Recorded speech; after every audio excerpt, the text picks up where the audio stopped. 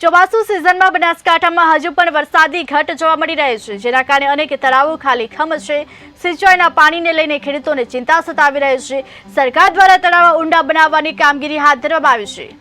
આ વખતમાં ચોમાસાની સિઝનમાં અમારા બનાસકાંઠા જિલ્લાની અંદર ખૂબ જ ઓછો વરસાદ થયો છે અને બનાસકાંઠા જિલ્લામાં તળાવ મોટામાં મોટું ગણીએ તો કર્માવત તળાવ છે જલોત્રાનું, જેમાં આ વખતે પાણી નહીવત છે। હમણાં થોડો ઘણો વરસાદ થયો, એમાં થોડું પાણી છે પણ 4-5 દિવસમાં સુકાઈ જશે। અત્યારે ખેડૂતોને લગભગ ફુવારા ગણીએ તો 25-30 ફુવારા ઉપડે છે અને આગામી ઉનાળાની સિઝનમાં પણ એ પણ 5-10 ઉપર આવી જશે ફુવારા, એટલે ખેતી કરવી ખેડૂતો માટે મુશ્કેલ થઈ જશે।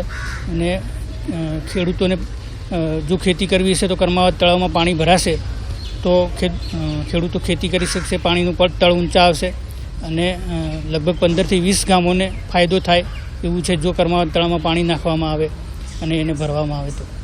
વરસાદ ખેંચાયો છે, ખૂબ ખેંચાયો છે, ચોમાસાની પરિસ્થિતિ છે, પણ બનાસકાંઠા જિલ્લામાં પાણીના સ્તર ખૂબ નીચા જતા જાય છે। પાણીના લીધે ખેડૂત પોકારી રહ્યા છે। વરસાદ ચોમાસાની પરિસ્થિતિ હોય, ખેડૂતો વિચારી રહ્યા હતા કે ચોમાસામાં શિયાળામાં અને ઉનાળામાં જે ખેડૂતોને માર પડી છે એ આ વખતે ચોમાસામાં બેઠો થવાનો સમય આવશે। 12 મહિનાનું એકંદરે આ વખતે મગફળીનું ખેતી